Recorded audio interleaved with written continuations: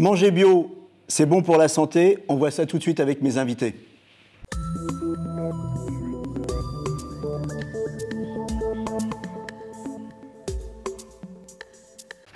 Manger bio, est-ce que c'est bon pour la santé? On va voir ça tout de suite avec le docteur Cyril Laporte. Vous êtes oncologue. Pierre Joyot, vous êtes expert en nutrition. Et Anthony Besson, vous êtes boulanger et vous faites du bon pain bio. Est-ce qu'il y a des études qui prouvent que manger bio, c'est un réel bénéfice pour la santé? Alors, il y a plusieurs types d'études. Il y a des études, notamment une étude qui a été faite en 2015 qui avait montré que dans les aliments bio, notamment les végétaux bio, alors là on va parler plutôt des légumes, il y avait plus d'antioxydants et moins de métaux lourds. Il n'y a pas eu de relation de cause à effet, on n'a pas dit que parce qu'il y a plus d'antioxydants et moins de métaux lourds, on sera en meilleure santé. Mais ce que l'on sait, c'est que les antioxydants sont protecteurs et que les métaux lourds sont plutôt toxiques. Donc ça, c'est une des études marquantes. Et la dernière... Il y a une étude récente sur le cancer, par contre. Exactement, qui a été reliée dans le monde et qui a montré, quand on prend les chiffres de façon globale, que lorsqu'on mange du bio, on diminue de 25% le risque de cancer au global, sachant que ça intéresse particulièrement deux types de cancers, les lymphomes particulièrement, et le cancer du sein chez la femme ménopausée.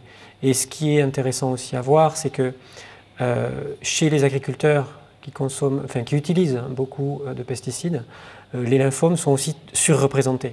Donc quand on fait des liens comme ça qui ne sont pas scientifiques au sens très pur du terme, on commence à avoir pas mal de faisceaux d'arguments. Il y a une autre manière de poser la question qui est de dire, est-ce que le bio, ça fait du bien ou est-ce que c'est les produits pas bio qui font du mal? En clair, est-ce que quand je mange des produits avec des pesticides, des produits transformés avec des graisses ajoutées, des sels cachés, des sucres cachés, est-ce que c'est ça qui me fait du mal ou est-ce que c'est le bio qui me fait du bien?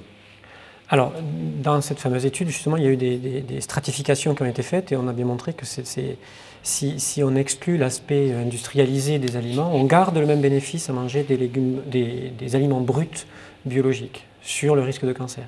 Donc on est là-dedans. Puis il y a aussi le fait que ça fasse du bien à la santé, mais ça fait aussi du bien à la planète. Il faut quand même toujours avoir cette vision avec ce recul nécessaire. C'est-à-dire qu'on est des individus, on fait partie d'une globalité, d'une biodiversité, et manger bio, ça fait quand même plus de bien à la planète aussi. Donc ce que vous me dites, c'est que manger bio, c'est aussi une démarche. Alors une démarche pour la planète, on est une émission médicale, on ne va pas soigner la planète aujourd'hui, on va essayer de se soigner nous. Ouais. C'est une démarche, et finalement, est-ce que c'est cette démarche dans laquelle on va manger moins, manger plus varié, manger plus sain? Est-ce que c'est cette démarche finalement qui nous fait du bien? C'est évident que c'est la démarche à suivre. Nos conseils en consultation, c'est le premier conseil que l'on peut donner à nos patients, c'est d'intégrer les légumes à tous les repas et en grande quantité. Ensuite, est-ce que c'est bio ou non? Ça, c'est une autre question. Et vous l'avez très bien dit, ce qu'il est important de regarder chez nos patients, c'est la consommation de produits ultra transformés. Ça, c'est important. Ultra transformés, c'est-à-dire qu'on ne peut pas reconnaître un aliment ultra transformé si on le cherche dans la nature. C'est ça la définition du produit ultra transformé. Et notre consommation dans notre société est basée sur un trop grand nombre de produits ultra transformés. Qu'est-ce qu'on appelle les produits ultra transformés? Alors ceux qu'on ne peut pas reconnaître dans la nature, je veux dire par exemple le poisson carré. Le poisson pané, c'est carré. Il est carré, on ne le voit pas dans la nature. Donc il est transformé, même ultra transformé. C'est ça. La chips. Souvent, on se dit, tiens, on va se faire du bien, on va se manger une petite salade. Une salade toute faite avec une sauce déjà industrielle, déjà faite. Ça, c'est un produit ultra transformé ou pas? Ou on est à la limite? C'est transformé. C'est transformé, c'est-à-dire qu'on s'est servi d'aliments. Mais la sauce, il faut regarder ce qu'il y a dedans. Parce que sinon, on pense se faire du bien et finalement, on s'en fait pas tant que ça. C'est ça. Dès qu'on met des ingrédients un peu masquants, on va dire, comme un maquillage va masquer, c'est un cosmétique en fait, un ingrédient cosmétique pour augmenter, modifier les saveurs. Là, on rentre dans de l'ultra-transformation dont on sait maintenant que là, oui, c'est pas bon pour la santé, bien sûr. Alors, il y a un produit qu'on mange tous les jours, surtout nous les Français. Je crois qu'il y a une statistique qui dit que 99% des Français aiment ou aimeraient en tout cas acheter du pain frais tous les jours. Le pain, c'est dans notre culture, c'est dans la culture de beaucoup de pays d'ailleurs. Et puis c'est un des rares aliments qu'on partage encore. On rompt le pain, c'est l'aliment qu'on a sur toutes les tables. Vous, Anthony Besson, alors vous êtes boulanger et vous êtes premier prix du pain bio Île-de-France en 2014. Alors ça ne veut pas dire que le pain est moins bon qu'en 2014, hein, vous avez plus fait de concours après, mais il est très bon, le pain. Vous nous avez amené plein de pains différents.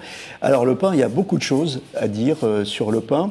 En premier, vous utilisez des farines indice 100 ou type 110, c'est ça? Voilà, type 110. Qu'est-ce que c'est les types de farines? Le pain bio, c'est avant tout une conviction personnelle, c'est un engagement. Comme vous dites, on n'est pas là pour soigner la terre, mais on peut commencer par ça déjà. Donc ça reste un produit consommable du quotidien. On l'a sur notre table sans s'en rendre compte. Donc si on commence par là, c'est déjà très bien.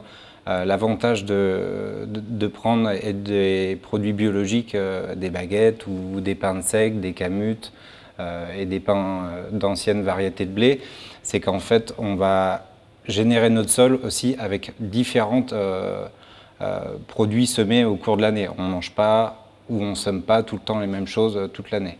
Donc alors ça, c'est les bienfaits c'est les bienfaits pour la terre, pour le... Voilà. Bon, mais on revient à la farine. Hein, vous la farine. Les hommes politiques, Donc nous, vous me donnez une autre réponse. La farine type 110. La grosse particularité, c'est que les farines biologiques sont écrasées sur meule de pierre. Donc l'écrasement de la meule de pierre fait prendre la totalité en fait de l'amande farineuse. Donc elle contient avec dedans le germe. Le germe, c'est la matière grasse. Donc c'est ce qui va apporter les vitamines, ce qui va apporter les fibres aussi, parce qu'il y a un petit peu d'enveloppe dedans. Donc il y a un rendement qui est 6 fois moins fort qu'un moulin industriel. Donc en fait c'est pour ça qu'on a des farines assez bis, comme on va dire, pas tout à fait blanches mais un peu foncées. Donc dans en fait la consommation du pain au quotidien, c'est beaucoup mieux de prendre des farines biologiques. Pain complet, pain blanc et type de farine. Alors type de farine, expliquez-moi cette histoire de gradation et à quoi ça correspond par rapport à l'amidon, au glucide, tout ça. Alors, on choisit une farine en fonction du type. On sait que plus le type est élevé, moins la farine est raffinée. Par exemple, ça doit être un T55, T65. Ça, c'est la baguette blanche. Ça, c'est la baguette blanche. T65. Moins on voit quand on va chez son boulanger, c'est écrit le type de farine ou on peut lui demander. On peut lui demander, je pense. On peut lui demander. T65, baguette blanche, très raffinée, du égale. Très glucidique, avec un index glycémique élevé. On bouffe du sucre. Et là, on dit souvent le pain, ça fait grossir. Exactement. Donc, plus on sera sur un indice élevé, et moins c'est vrai. Exactement. Plus l'indice est élevé, moins la farine est raffinée. Il reste l'enveloppe, il reste les fibres, les minéraux, les vitamines. Et tout ça, ça permet de diminuer l'index glycémique. Et lorsque l'on va consommer du pain d'une farine type 110, je pense que celle-ci, ça doit être type 110, là, vous avez le type 65, la 130 pour du seigle. Là, vous avez la farine d'épeautre. Et là, vous avez le type 110. Voilà. Donc, lorsque l'on consomme un pain comme ça, déjà, il est plus dense.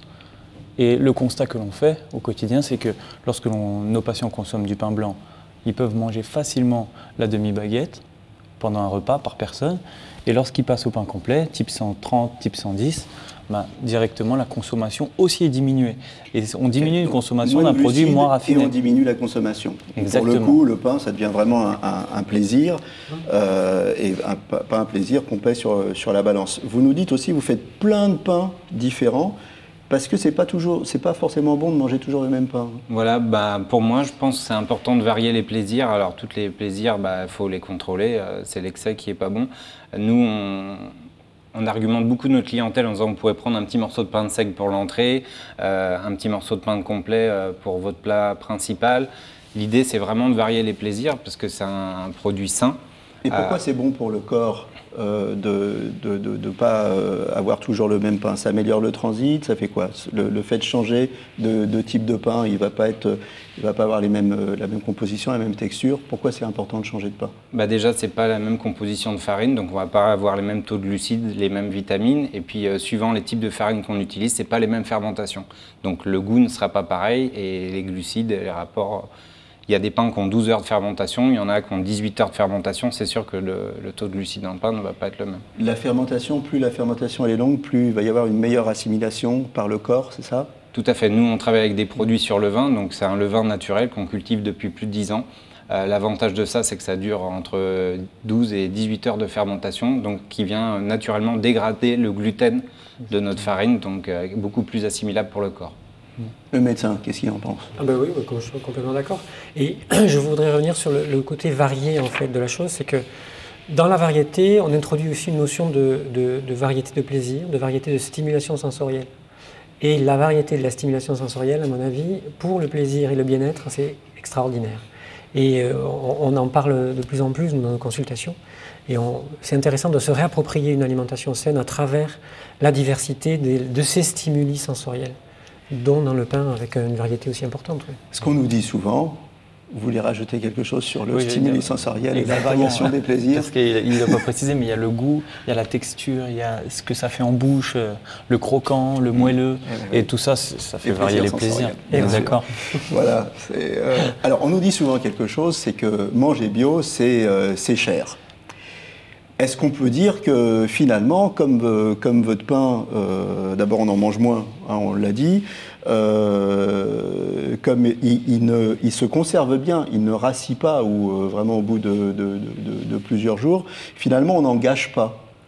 Voilà, tout à Donc fait. ça ne coûte pas plus cher, en clair. On se fait du bien à la santé, ça ne coûte pas plus cher, non? Bah après, il y a le mode de consommation qui fait que comment vous mangez votre pain, ou vous le stockez, ainsi de suite. Mais c'est beaucoup plus intelligent de prendre des grosses pièces et de les manger sur plusieurs jours que d'avoir une baguette, la laisser rassir. Donc nous, c'est vrai qu'on a une grosse gamme de pains spéciaux avec des pains avec des formes assez rondes comme ça qui se conservent beaucoup plus longtemps. Et c'est vrai que d'avoir des farines écrasées à la meule de pierre en biologique avec un levain, ça favorise aussi la conservation. Votre bon pain, on peut le trouver dans Paris, on a 4 boulangeries dans Paris. Ils sont toutes indépendantes. On fait des portes ouvertes aussi à l'année pour expliquer aux consommateurs. Vous faites goûter justement le... Ah oui, il y a toujours des panières de dégustation. Chez nous, c'est fait partie de la politique de la maison. Vous voyez, pour conclure, vous voyez beaucoup de patients, notamment des gens qui ont des cancers, et vous leur donnez des conseils bio. Il y a vraiment un rapport entre bien manger et les risques de récidive.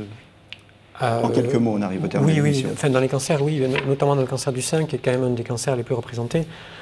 On a montré qu'effectivement, chez les femmes, après traitement, lorsqu'on arrivait à un bon contrôle du poids, par le biais de l'alimentation, de l'activité physique, parce qu'on parlait tout à l'heure de l'hygiène de vie globale, hein, c'est une démarche globale. Voilà. Ben, en fait, on diminue le risque de récidive, oui, quand on tient compte du poids, on maîtrise son poids, on fait du sport. Dans la tête, on fait en sorte d'aller mieux aussi. Voilà. Merci à tous d'être venus sur le plateau. Il ne nous reste plus qu'à nous régaler avec votre bon pain. Merci, portez-vous bien et à bientôt.